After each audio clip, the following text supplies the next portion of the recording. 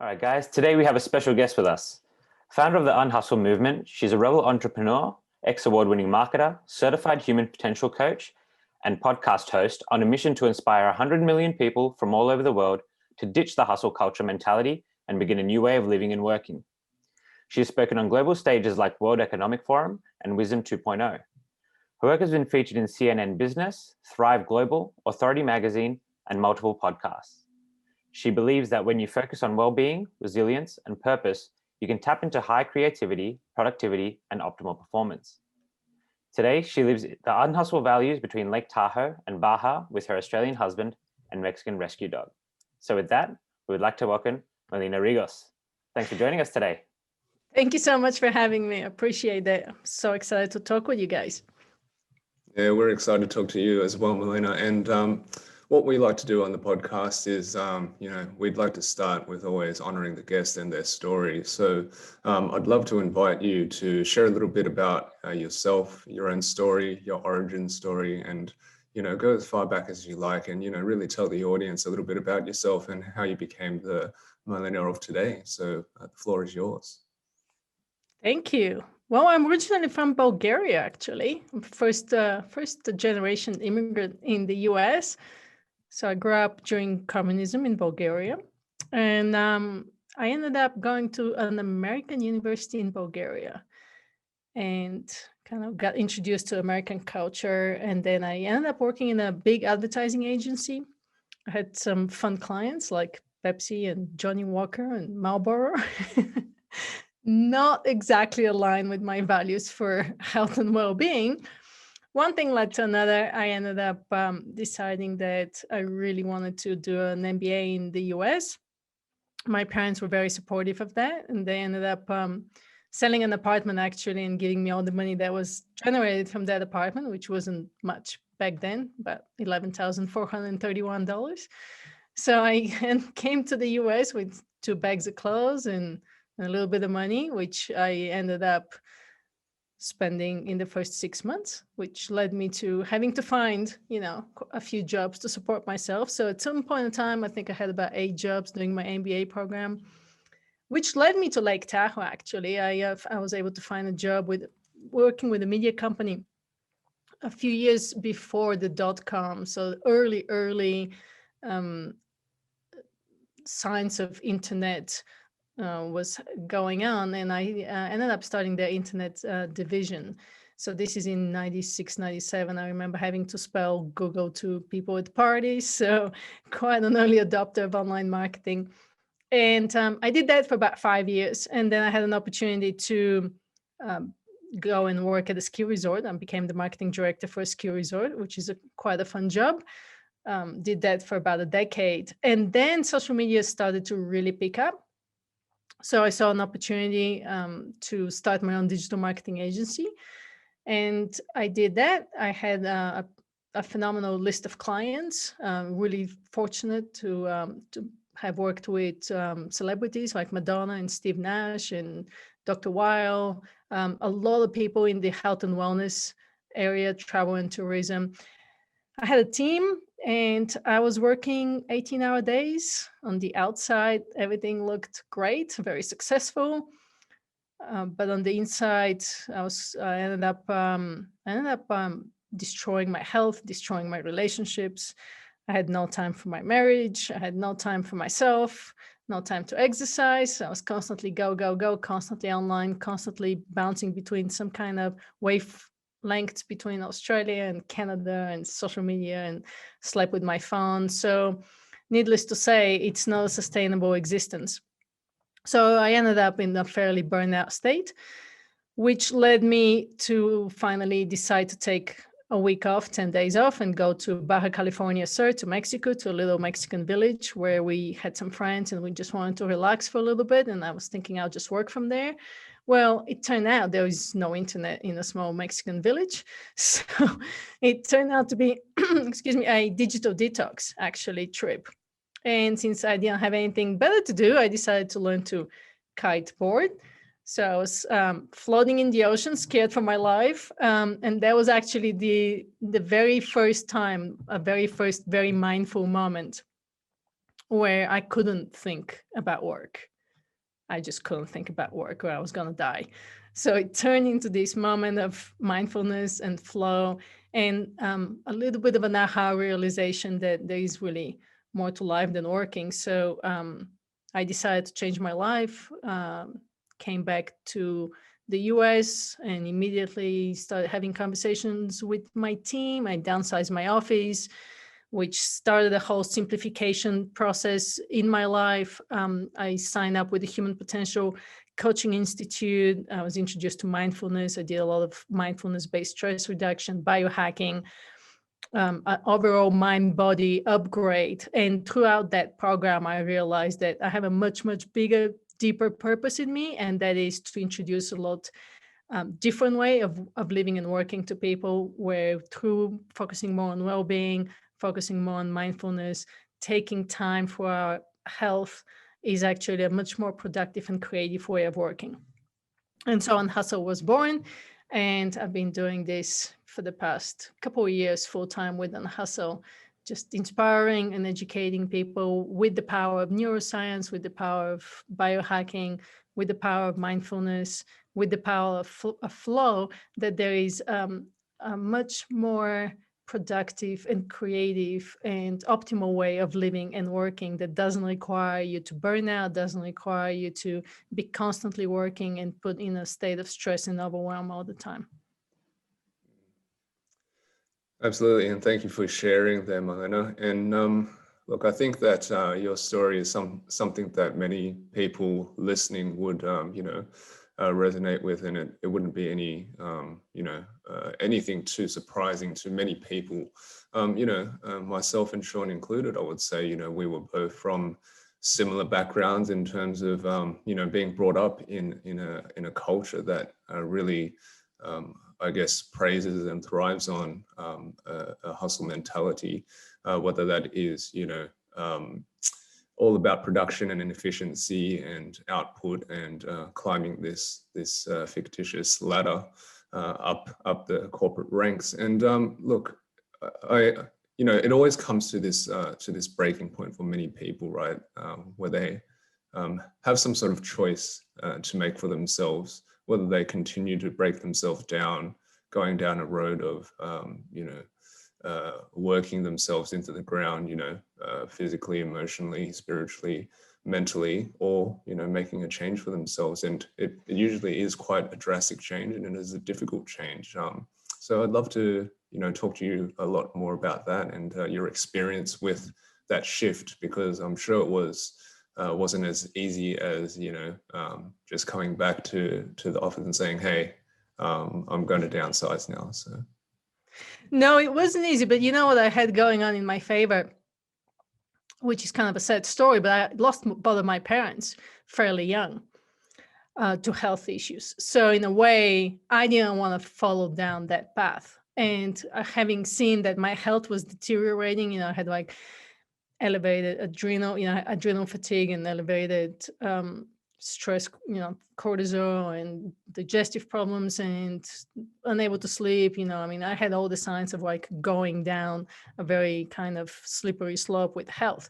So even though it didn't happen to me personally, in any kind of drastic way, I just didn't want to follow their footsteps. And that was kind of my inspiration from that perspective. But what I find interesting, that right now with the pandemic, as we're going through all these really difficult times, I actually look at it as the silver lining of using these really, really difficult times to reconnect with ourselves and to say what's really important to me and how do I want to go through my days in the future, and kind of getting grounded in your values and getting grounded in a little bit more meaning and purpose. And to your point, yeah, we're told that we need to hustle, and it's a very toxic mentality.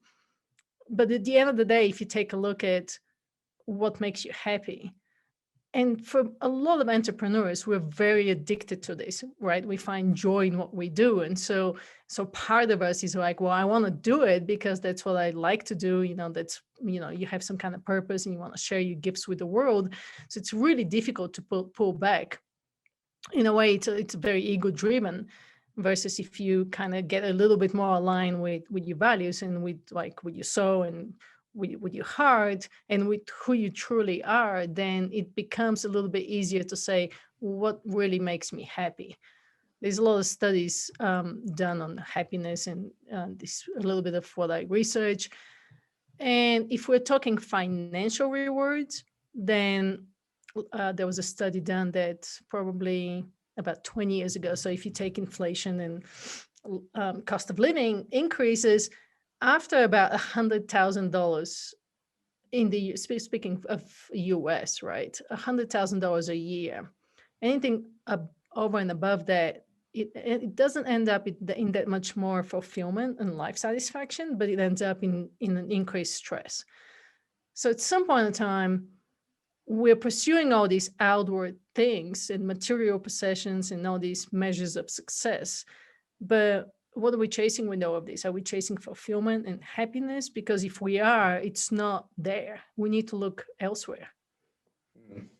And I think it's a good point you make. And look, I would even argue that, look, that there's that sort of like 100K number is arbitrary in terms of like, you know, like a general look of what a subjective feeling of happiness is or whatever. But like in terms of just general need for you know, survival, you know, I myself have lived this, right? I used to make six-figure salary and could continue to, you know, make more and more and more, and that was the route that I was going down. And you realize that there is a point where you're supporting a lifestyle rather than, you know, your life in general, because you need much less to really survive than all of that you essentially get used to. You know, you're funding, what are you funding? Like, you know,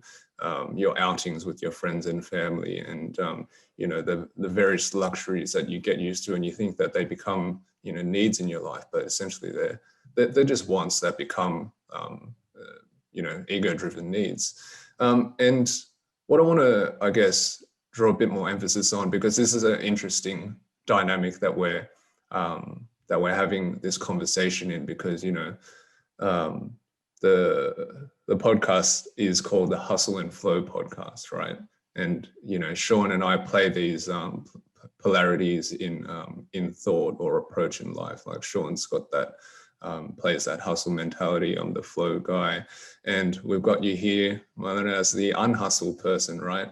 And I really want to talk to, you know, these things, and not so much how they are presented in a, I guess, as a buzzword, because I know that that's not what it represents for us. It's not really just about this blind hustle mentality to produce and do things just for the sake of doing things. Like I said, we all come from that background, and we've exited that for a reason. But to me, it comes down to like intention, and what that intention is. And I think you touched on it a little bit in terms of having that intention, you know, maybe clouded, and maybe it getting lost along the way, right? You sort of forget why you do the things you do, and you get caught up in, you know, the quote unquote rat race. So I'd love to have this dialogue, you know, perhaps from Shaun's perspective. Maybe we can talk more about, you know, and debunk the general stereotype of what hustle is, and how it does fit into still, I guess, a lifestyle that is controlled by yourself, that you still need to do a lot of work in, right, quote unquote. So I might throw it to you, Shauna. Yeah, so it's really interesting, you know, less connected with you, Milena, and, you know, when I saw the first thing come up was unhustle.com, I was like, oh, that's interesting, right? And it really made me revisit what hustle is to me when I thought about it. When I break it down, I think the thing that gets conflated with hustle in the modern world is grind, right? I think that people hear that word hustle and automatically that's where their mind goes subconsciously. It's like this never ending grind. It's like, said, like you were working 18 hours a day and, you know, just running yourself into the ground. And in its essence, hustle is not really about that. Well, in my opinion, right? So like, to me, hustle is about unrelenting pursuit, and achieving the things that you want to achieve in a smart way as well. That's a big part of it, not just hard grind work. But I think a lot of us get confused and pulled into initially that hustle, quote unquote, mentality of just having to go, go, go, and thinking that if we keep, forcing things, something's going to come good out of it. And I've done that myself. I did it for a long time. And then you come to a point, much like the experiences you shared, where you feel your health going down, you feel your relationships being affected, and you like have to stop and think about why that is. And it's because of that constant barrage of action, right? And I guess what's interesting about the dynamic Les and I have, and the hustle and flow thing we've got going on, is we tend to move between those two modes. So there's a time to hustle and a time to flow. And when I think about the hustle part, and what that represents for people, you mentioned a word earlier, and that was ego. And I think being a hustler is an outward persona, I guess, that people like to have or depict to show that they're working hard because of how they think they're going to be seen for it. And what would you say to that? You bring really, really good points. So there is nothing wrong with hard work and finding that work ethic that drives you and fulfills you, and you're connected with your work and you find joy in it. I think where we cross the line is where we make work the sole focus of our lives. Mm-hmm. And if you look back at, let's say, Michelangelo, he probably worked 18-hour days, right? And that didn't feel like a hustle to him, because it came from inside. He was fulfilled. That's what made him do what he did. And that's okay. But at some point in time, you also have to take time to rest and relax and recharge. And there's a bit of a misconception when people think on hustle as when they see on hustle, they say, oh, that's the rest recharge part. But I actually push it a step further and look at it like, yes, it's the rest recharge part. If you look at that as being productive, it puts you in a higher level of productivity, so you can get to that flow part. So it's actually the whole spectrum of when to hustle and when to unhustle, right? And what else we were talking about? Remind me again. That's okay. I got distracted. Yeah, that's all right. The ego part is really interesting to me that Right. You mentioned that. Because I think, being a hustler, I just feel like people really like to have that moniker on them. And I don't know if they stop to think about why, because for me, being busy and being productive are completely different things. And everybody wears this badge of busy now and thinks that, it shows that they're a hard worker and that's some kind of virtue they're signaling with it. But it's like, well, how productive are you?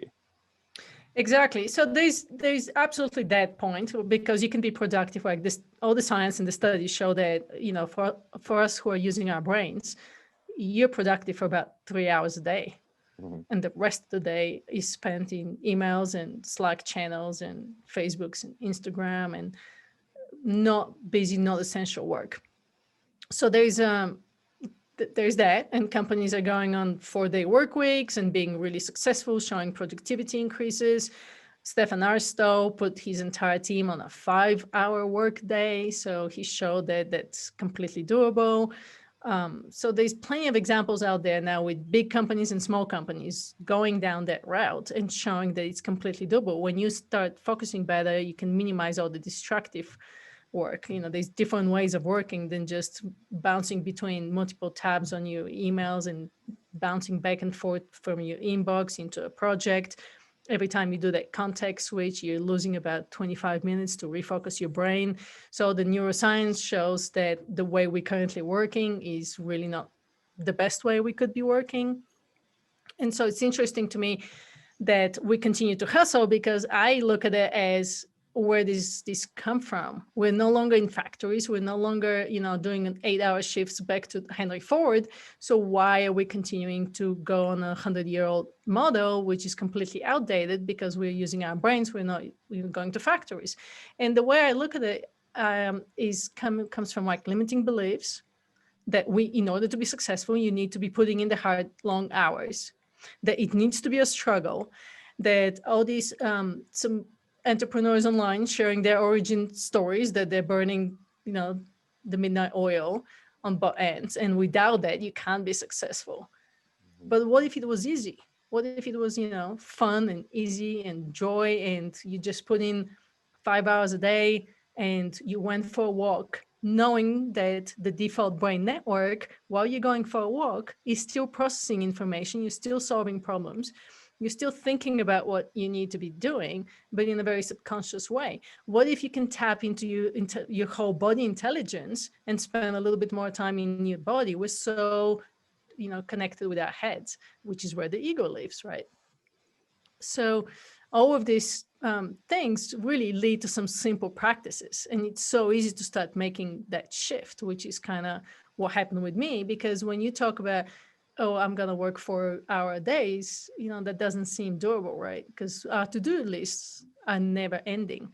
But what if you could just focus on 3 most important things for the day, and at the end, know when to close the computer down and say, I've accomplished enough. It's enough for today, right? So things like we can go very different directions from here, but things like morning rituals, so that you're completely online and fully engaged when you do show up to work, to anything from some biohacks and some ways to take care of your mind and body throughout the day, to how you sleep, to how you rewire your brain so you can be in a lot more positive state of mind instead of a stressed and overwhelmed state of mind, which like 70% of us spend our days in, which doesn't make you very creative or very productive. So a lot of different ways we can take it from here. Mm. And I think, look, what's really important to note is that, look, and this is my sense of it, and you can talk to if this is what you meant by it or not. But for me, in my life, it's the semblance of easy is a subjective term, but it's a perspective switch in my mind, right? And it's not so much about like it's effortless, right? There is still effort involved, and I want to highlight that. In my life, effort is an important thing, but it's not necessarily directed and focused on the things that you usually associate it with, right? Like you said, in general practices of everyday life, every moment of life, whether it's my morning practice when I sit down to meditate, whether it's like just simply putting in a little bit of effort to ward off the desire to check my smartphone, things like this, they still add up to a positive outcome that I personally want to achieve in my day and how it affects my life generally. And I think that a lot of the time this is a difficult distinction to separate oneself from, because a lot of the time, like you said, this ego and this identity has been conditioned and built throughout our entire lives, decades and decades of conditioning and thought as to what our lives are about. And it's always driven off this, economic growth, capitalistic mind frame, like you said, that was derived and, born from the industrial era. And we haven't lost that, unfortunately, right? It's still there, and it's very, it predominates most of, how the modern world, the modern culture operates. And it is a difficult shift to challenge everything that you essentially know of the world that you live in and the life that you exist within that. So it is easy in the sense that the tools and methods that you can break yourself from these, limiting beliefs or maybe delusions in a sense, right?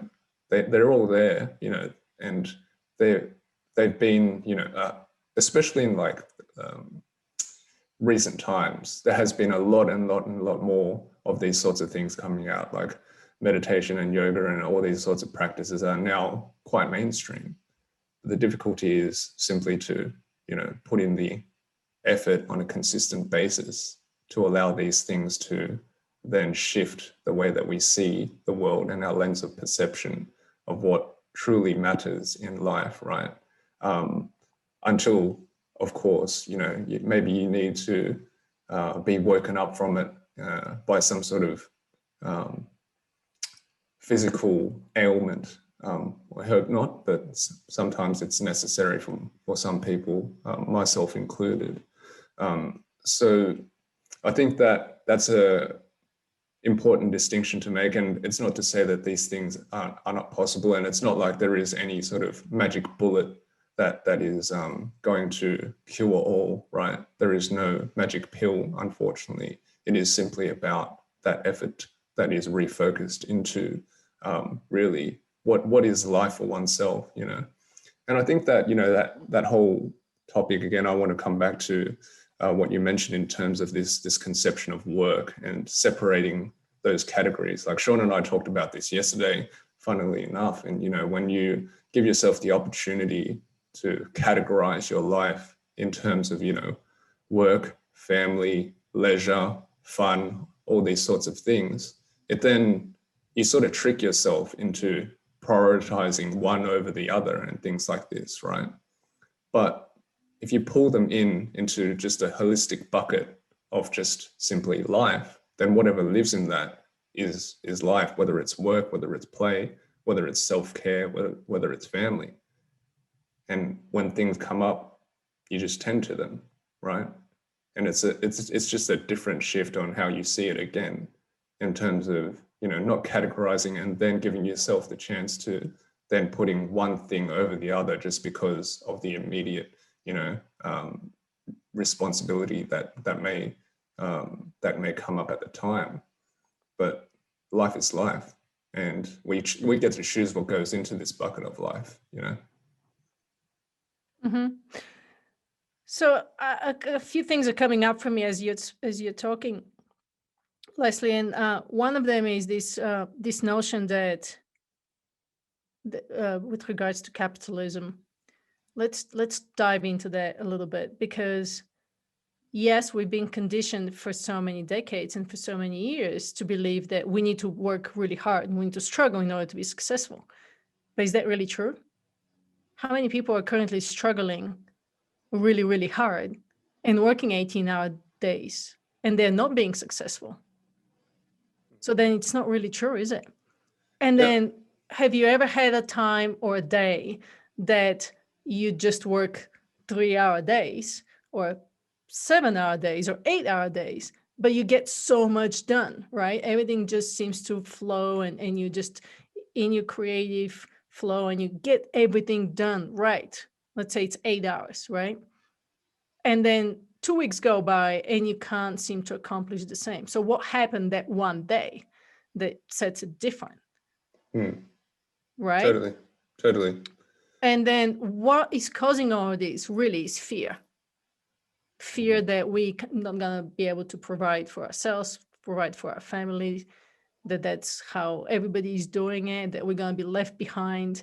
So if you learn how to work with that fear, that's what I was talking about in terms of stress and overwhelm, and shift that mindset into more of a hope and gratitude and love and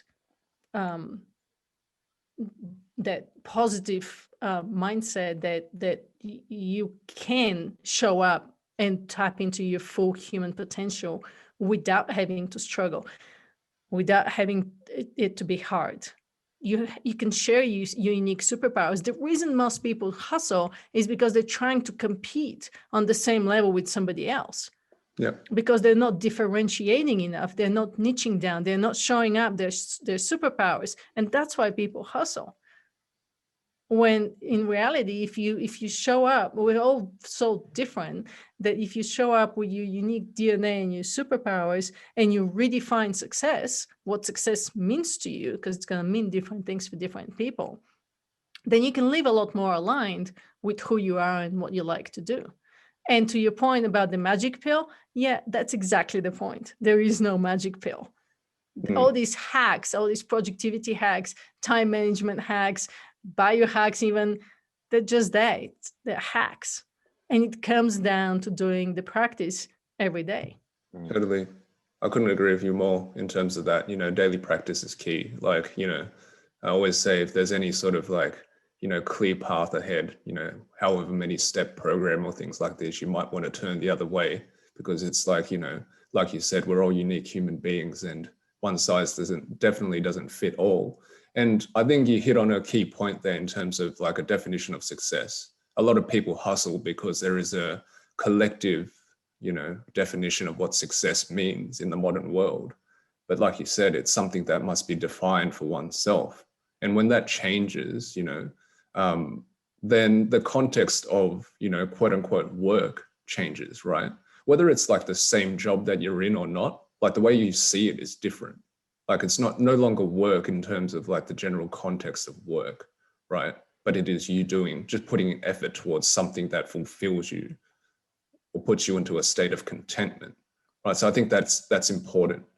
Like it's a very subtle differentiation.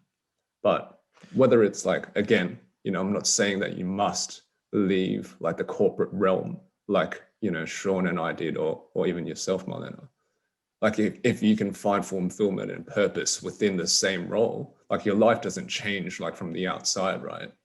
Like look, from the outside looking in, it could look exactly the same, but on the inside and how you see outwardly is completely different, and that's just changing by how, like, it's about what you're chasing at the end of the day. And if you're chasing anything at all, what is it that drives you? What is like Shaun and I have a program called True North. What is your true north?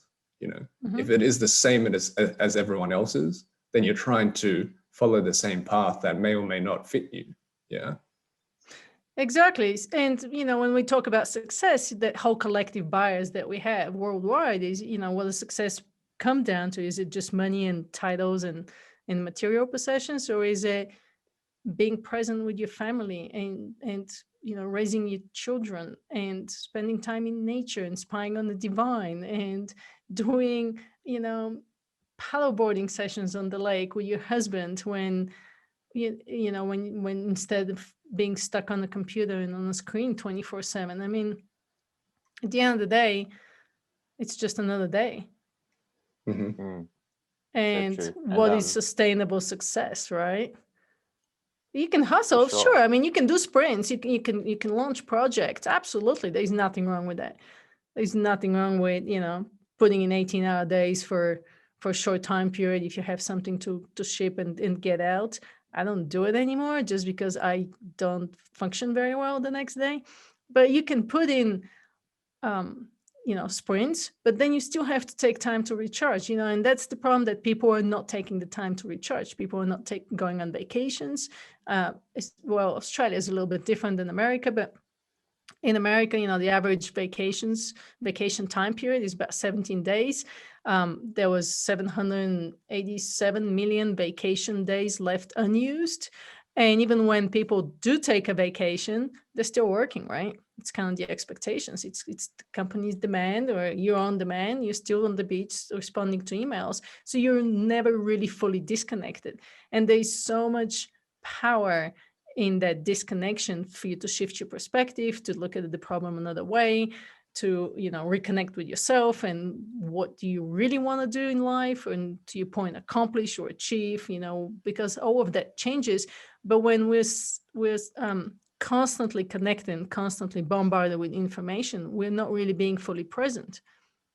We're just disconnected. And we spend 46% of our days in just ruminating about the past.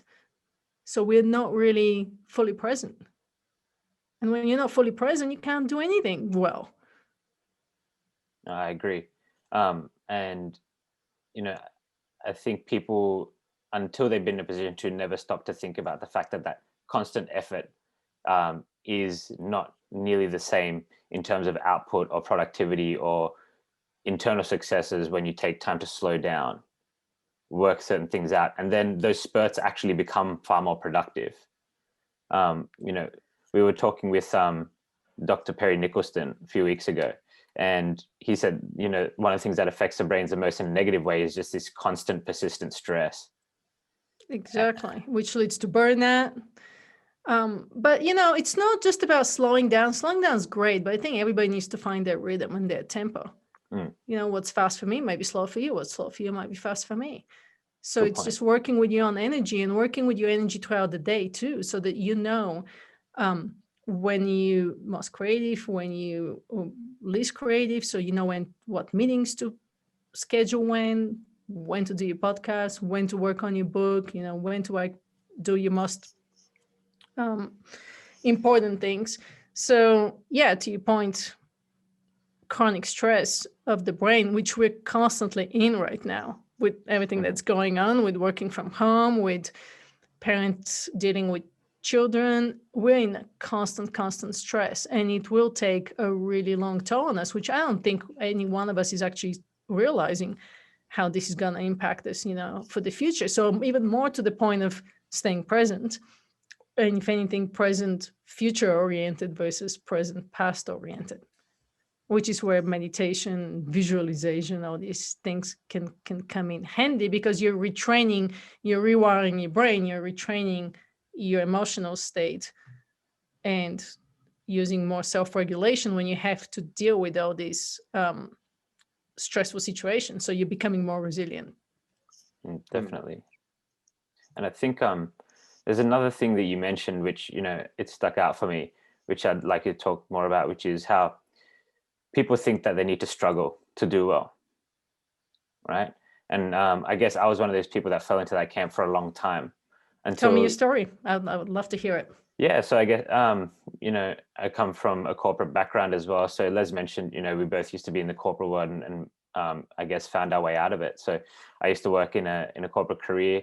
It was full-time job, much more than a full-time job in those hours just for that role. And then I decided to start a business on the side as well, which is the business I ended up transitioning into, right? But it was kind of, you sold this story, right, of it's going to be really hard.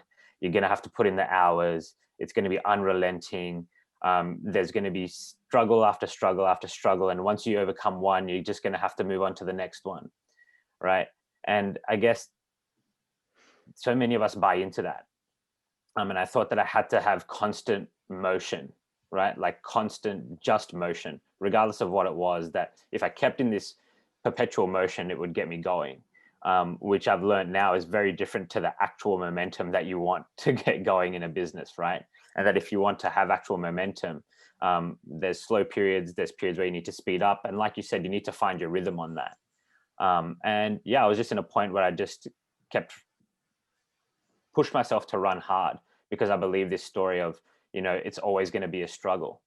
And then after doing that for a certain amount of time, for years, I just saw it wasn't yielding the fruit that I wanted. And by the fruit I wanted, I mean, I didn't feel good doing that. I was like, and I'd spent my whole corporate career and the decade before that, just essentially being a people pleaser, doing things that I thought were the right thing to do in order to be seen in a certain way, because that would get me the things that I thought I wanted. But it was really this script, right, that I'd learned of be successful, like just work your guts out. Hopefully you get noticed one day. And if not, you'll have the skills to be able to build whatever you want, but you're still going to have to just work hard all the time. So how did you flip that script in your head? So I guess just looking around me, and then taking advice from people who were living life in a way that I felt would be a nice way to live life. So that it's possible, right? So you That's looked at some exactly people that are actually going through their lives with, through their days with ease and joy, and they love what they do, and they're passionate about what they do, but they still have a life. That's it. It's and possible, huh? It is, right? And I think, and that's the thing is, I don't know if it's like this incredible marketing machine that has been built, with social. It's a big part of it. Yeah, I was part of it. Yeah. And, coaches making money off teaching you how to coach people and block your time and do all that sort of bullshit. And people buying into it. And I think it's really comes from this space of people want to succeed, right? People want, but they don't really know what that is, like we were talking about before. And it's all these things we see and we're told. And I personally believe it's very hard. There's exceptions always, but it's very hard to be stronger than your environment, right? And if you're in this environment, whether you've placed yourself there or, you know, just by virtue of where you are, of constantly being told that you have to struggle, it's always going to be hard, you buy into it, right? But hard is another one of those things that's subjective, right? Like, what type of hard? Hard in what capacity? Like physically hard, mentally hard? How long is it hard for, right? But we all hear these buzzwords and these throwaway lines, you know, and never stop to think about the context of it in our overall life. And when I stopped to think about that, and it really, you know, Les helped me a lot with that, which was to go inward. I was always looking out, always. I was like, I need to learn this thing. I need to learn this hack. Or maybe if I do this routine, I will feel better and then I'll do better work throughout the day. And it was all just bullshit. Like I spent the last 6 years trying to wake up early, and it's never happened where I felt good about it. Right? Are you still waking up early? No, Trying to? Good. No. So now like I work, and I do really well working at night, right? So honestly, working with your energy, yeah. I mean, knowing your right. chronotype. You know your chronotype. You can't change your chronotype, so that's in your genes, right? Yeah. Knowing your chronotype is critical for teams and for people to know when to schedule meetings, how to get people to work. This whole 9 to 5 thing that we've been conditioned to. Yeah. It's dead. I mean, Salesforce said the 9 to 5 is dead. Let's measure output, not measure hours. That's right. Totally. And putting thousands of people on that whole, you know, regimen. And the pandemic made it possible. You know, people didn't believe that they can trust people working from home. Well, guess what? We've done it for a year. So obviously there's different ways to measure productivity than to just measure hours. So good for you for realizing that. And that's exactly the point. Inner peace and inner calm versus outward driven activities. Because it's never enough, right? We're constantly chasing something more. It's never enough. So we're in constant chase mode. And then you don't feel inner peace and inner fulfillment, where if you look inside, that's where it is. Yeah. And look, I just want to point out as well, like, you know, Shaun, you've mentioned this before, like difficulty for an individual to overcome their environment, right? Difficulty, again, subjective, you're right, but that also means it's not impossible, right? And for me, like overcoming is, again, it might be interpreted differently for each individual as to how that is done, right? Whether that is like, you know, transcending this big corporate machine, stepping outside of the box, or simply being able to control your own life and the choices that you make in every single moment, you know, whatever that means for you. You know, to me, that means that you're overcoming the environment. Regardless of what is outside of yourself, you have control, you know, of whatever happens and how you respond rather than react to everything that goes around outside of you, you know. So it's very possible in my mind. You know, I feel like for the most part, you know, the environment doesn't influence much of what I do on a daily basis. You know, of course, you have to live within the bounds based on your choices. You know, if I choose to continue living in a civilization and the society environment, then of course there are things that there are bounds that I must walk within to some degree, and I will do that. Otherwise, if I didn't want to do that, I would make the choice to live outside of civilization and, you know, reside in a cave or something like this, you know. But that's a choice that I make, right? And again, that to me resembles an overcoming of the environment because you have consciously chosen to do so, right? Absolutely, yeah. You always have choices. So the way I've designed my life, what works for me is I used to spend 4 months down in Mexico living in an Airstream, like 27-foot Airstream, and doing the tiny living and being super, super happy walking barefoot down to the beach with my coffee in the morning, and then working during the day and going kiteboarding in the afternoon, and sleeping under the stars and listening to the ocean, and having, and of course, it's still civilized place, so still very connected with my friends there, but living a very, very simpler life. And then I come back to the US, and it's a very different dynamic.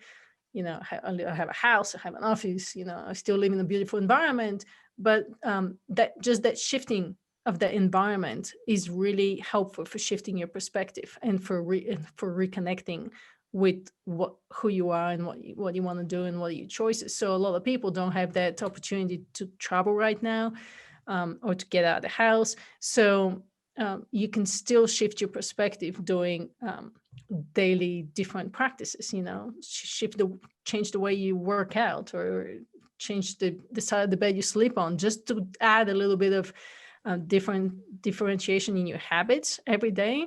Because our brains are such sponges, they take everything in from our environment and then make all the neurons connect, and then we just create all these habits. So we're talking with Unhustle, we're talking a little bit about shifting mindset and shifting habits, because it does come down to a habit. Like, you get used to working from 7 a.m. to 8 p.m. and that's what you do every day.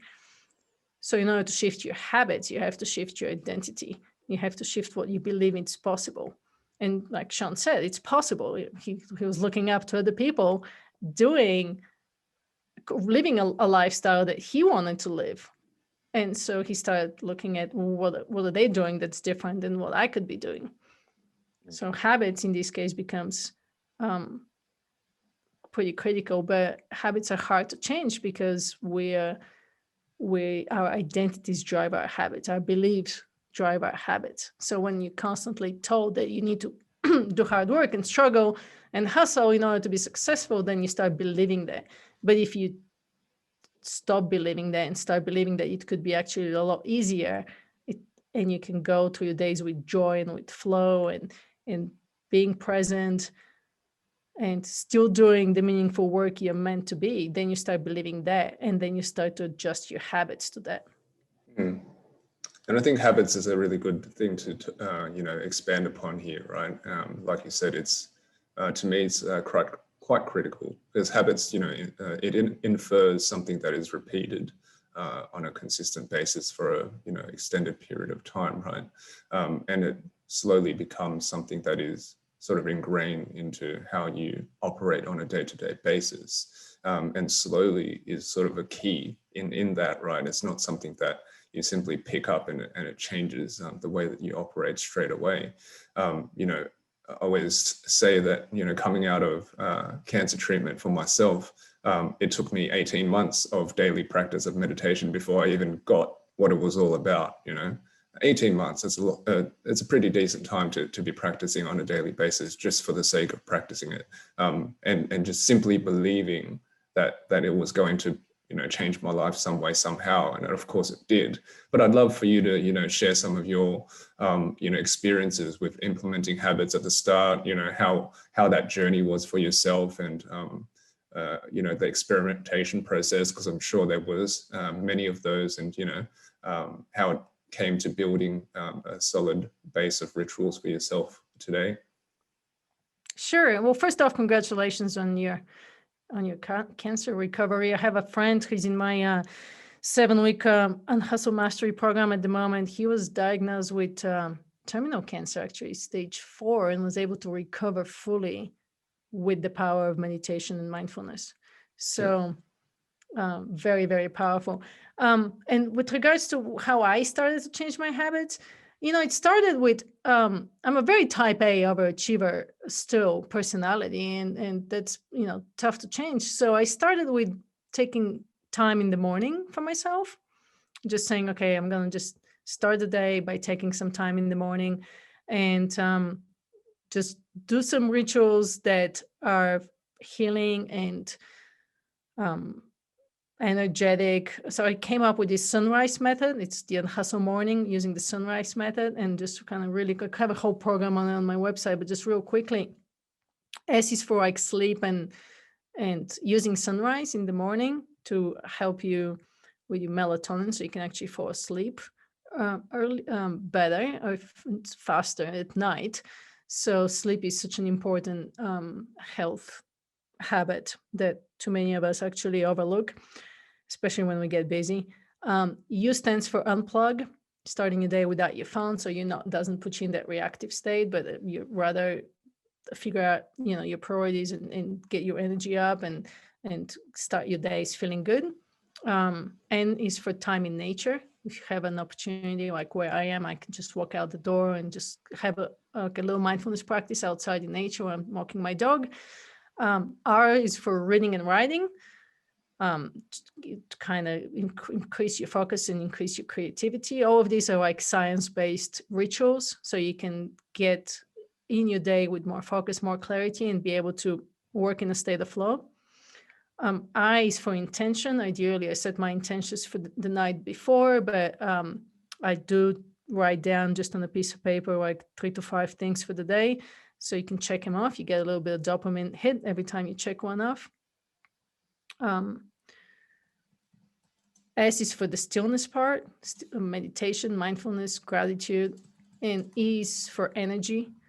So I practice, cold shower. I do a little bit of movement practice, even though I do my workouts in the evening. So all these rituals elaborated with science-related facts on my website in an online course if somebody wants to take it. But basically, that's how I started to change my day, from shifting from checking my emails and social media first thing in the morning to taking a little bit of time. Obviously, these are, it sounds like a lot, but honestly, I kind of mix and match, and I tap into the practice that my body and my energy and my mind requires. So some days I can do a longer meditation. Some days I can do a longer workout. It just depends on my energy level. The goal is to, when I'm ready to sit down to work, is that I'm fully focused, fully online, positive attitude, feeling good, and then you can do anything in a day. Doesn't matter how many hours you work. I actually have pretty steady energy throughout the day, but a lot of that has to do with how you take care of your mind and body, right? How you move, how you take your breaks, what you eat, how you sleep, all of these things. So I don't have any slumps throughout the day, but a lot of that has to do with like not eating sugar, and just the basic things. I think when you take care of your mind and body, you're in a much better position to deal with limiting beliefs, to deal with your ego, to deal with fear, to deal with stress, all of these things that set us back, instead of being able to focus on what you have to get done. And from there you get into the science, neuroscience stuff, and how you work and how you protect your mind, how you protect your focus and your attention, all these little things that all add up. Definitely. And having these habits in place for yourself are going to reap beautiful rewards for you over the long term. Sure, right? But what I actually want to ask you, Milena, is there's this other camp of people, right, that are still just grinding. And as far as they're concerned, it's working for them, right? And, what do you say to those people when you come across them? And do you say anything at all? Because, for people that are working really hard and they're achieving success for what they think it is, right? But there's always, I've noticed, these things that they don't see, right? Like it's heading in a direction, and from someone who's been there before, you can notice these signs. So I'm just really interested to know, as someone who's been through, I guess, this great arc and these different cycles, what do you say to those people that are like, yeah, I'm grinding, I'm hustling, I am working 18-hour days, but it's okay because I'm getting what I want? That's great. Yeah. If that's their mindset, that's great. It's not gonna work for too long. There will be eventually something that would happen, and they'll realize it's not working, it's not sustainable. But I'm not here to convince people about changing their lives. You have to be halfway open to the fact that there is more to life than working. We're here to, we work to live, not live to work. So if that's what they want to do with their lives, that's great. Mm. That's not what I want to do in my life. I'm not here to tell people, oh, this is, I want to change your life because I changed mine. This is what worked for me and it's going to work for you. Absolutely not. I want to get grounded in the science, in the studies and in the research that shows that there's a way different way of living and working that's more sustainable, that's more fulfilling, that's healthier, and share that data and show that science and make biology work for you, not against you.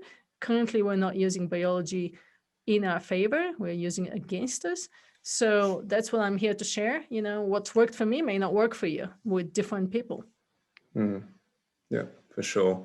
And I think that, look, it's really up to people, like you said, to really come to that determination for themselves, for the most part. If people feel like they don't want to change the way that they're operating, then perhaps later down the line, something will bring them to this awareness that they might want to change, some sort of catalytic moment. And I think what we have to do is look back into history and just learn from, the past examples of people who have essentially walked a very similar route to many of us, had some sort of moment that has kicked us into gear. Mine was cancer, yours was the burnout, Shaun had burnout himself.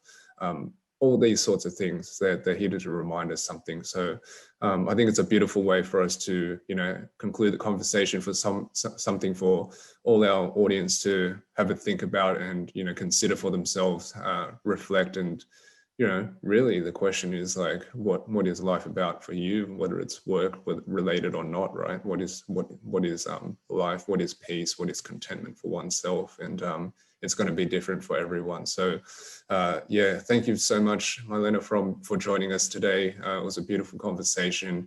I'd love to, allow you to give, tell the audience about where they can find you, learn more about, the work that you do and anything else that you have coming up. So I'd love to allow you to share that. Thank you so much. Yeah, they can find more about Unhustle and the Unhustle Movement at unhustle.com. Pretty simple. All the social media is from there. Everything is at Unhustle. I'm currently working on the Unhustle book, and I'll be launching an online community for people to just connect, like people like you and I can connect and have these beautiful conversations all in one place with, just sharing. Everybody has a story and everybody has wisdom to share. So that will be launching soon. So there's a wait list currently on the website if somebody's interested. Cool. And what we'll do is we'll put all the links into the show notes so people can find you easily. Shauna, where can people find you, mate? Easiest place to find me is just on Instagram. So Shaun_Coop, that's SHAUN_COOP. And you can also find Les and I at true_north.co or head over to the website, which is true-north.co to see our work there. And how about you, Les? Yep. So you can find me on my website, findingspace.co. All my latest programs and things like this will be there. So if you want to hit me up about any of those, just send me a message there. Otherwise, on social media, Facebook and Instagram is at findingspace.co. And Milena, I just want to take another moment to thank you for your time today and for sharing with us and sharing your experiences and also giving us, different perspective from which to look at this whole hustle mentality. It's really interesting, especially for someone like me. And I think it's really important that you're shining light on these different areas, especially in the times that we're living in now. Thank you so much. I really appreciate you having me. Thanks for your time. Absolute pleasure.